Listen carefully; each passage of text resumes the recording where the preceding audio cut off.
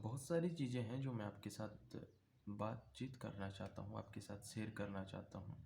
जब हम किसी भी एग्ज़ाम की तैयारी करते हैं, तो हमें ये लगता है कि क्या हम ठीक कर रहे हैं?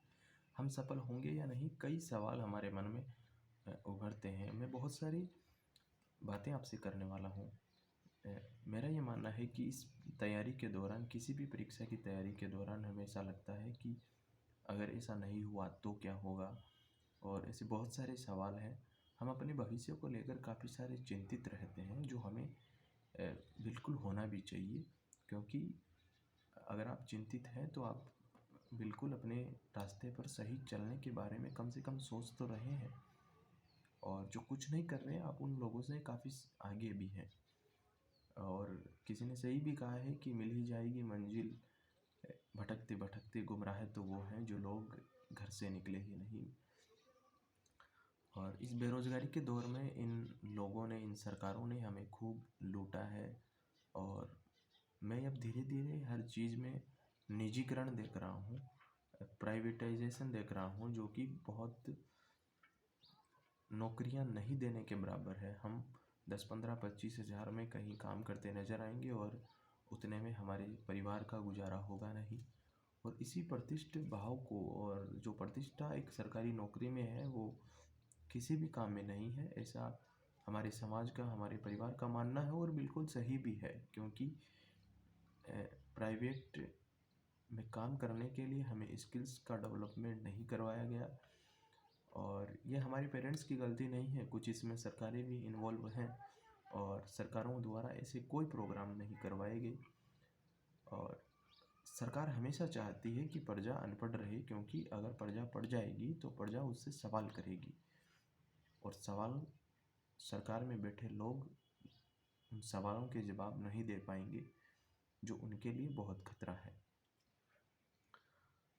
हम बहुत सारे मिथ्यों से भी जुड़े हैं। जैसे हम ये कहते हैं कि हम एक ना एक दिन तो कुछ बन ही जाएंगे, और उस तैयारी से लेकर एक ना एक दिन कुछ बन ही जाएंगे तक के बीच में जो समय हमारा बेकार होता है, उसका हिसाब, अगर हम नहीं बने तो उस समय का हिसाब हमारे पास नहीं होता है, सिवाय हमारे साथ पछतावे के, या घर का वो सबसे सुरक्षित कोना जहाँ पर कोई नहीं पहुँचे, वहाँ पर बैठकर रोने के अलावा हमारे पास कुछ भी नहीं है।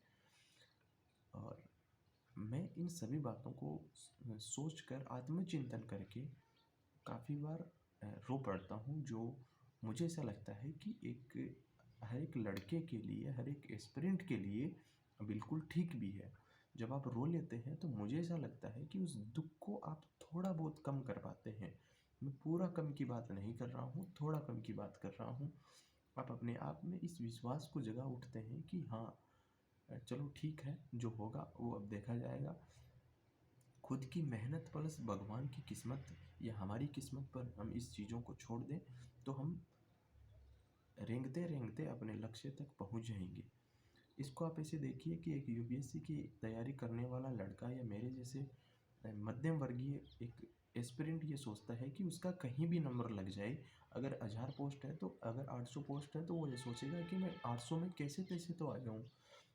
और जब वो 800 में आ जाता है, तब वो ये सोचता है कि यार मुझे अब आईएएस बनना चाहिए। फिर वो और ट्राई करता है, और वो टॉप 100, 200, 300 में आने की सोचता है, जो कि अ, उसकी इच्छाओं का एक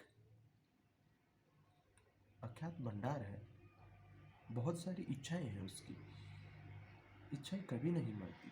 सबसे बड़ी संतुष्टि है, अगर आप थर्ड ग्रेड की नौकरी भी, अगर आप तीसरे लेवल की नौकरी भी लगकर आप खुश हैं, तो आप पूरी ज़िंदगी अच्छी गुजार सकते हैं, इसमें कोई शक नहीं है।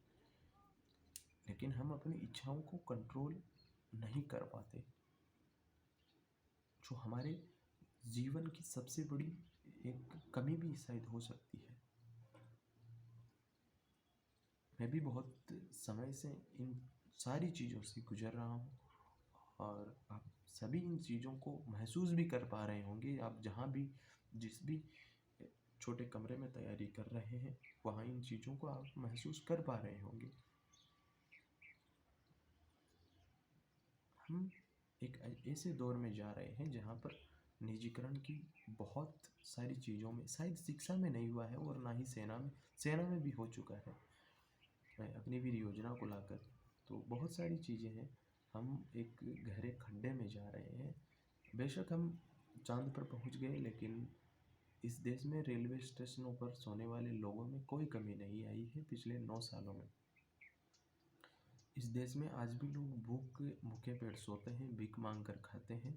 चाहे आप खाना 1 रुपया कर दीजिए या 5 रुपया इंदिरा रसोई चलाकर कर दीजिए या अटल रसोई चलाकर चालू कर दीजिए, इन सभी चीज़ों से कुछ भी नहीं होने जा रहा। बहुत सारे लोगों को ये लगता है कि हम एक अच्छी जगह पर, हम एक अच्छे राष्ट्र बनने की ओर हैं, तो ये बिल्कुल भी नहीं है। हम आज भी कुछ चीज़ों के लिए विदेशों पर निर्भर हैं, निर्भर थे और निर्भर रहेंगे, चाहे वो कोई भी हो।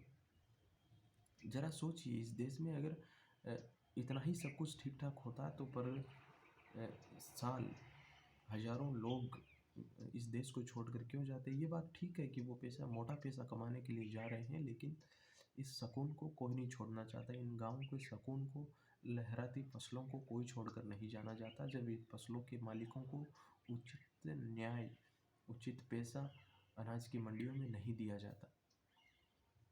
ये बहुत सारे लोग इस समस्या से जूझ भी रहे हैं। हम एक अच्छा राष्ट्र तभी बन सकते हैं जब हम गाँवों का विकास कर सकें, गाँवों को शहर से जोड़ सकें, सिर्फ सड़कों के माध्यम से नहीं, हर व्यापारिक माध्यम से भी। मुझे लगता है कि ये देश आगे भी ऐसे ही रहने वाला है। सरकारें आएंगी और अपने शासन करेंगी, और भारत को भड़काऊ लोग पसंद है और भड़काऊ चीज़ें भी पसंद है यहाँ की जनता को, और लुभाने वाले नेता यहाँ उन लोगों को पसंद है जो कि पिछले 2 चुनाव में फिट बैठता है।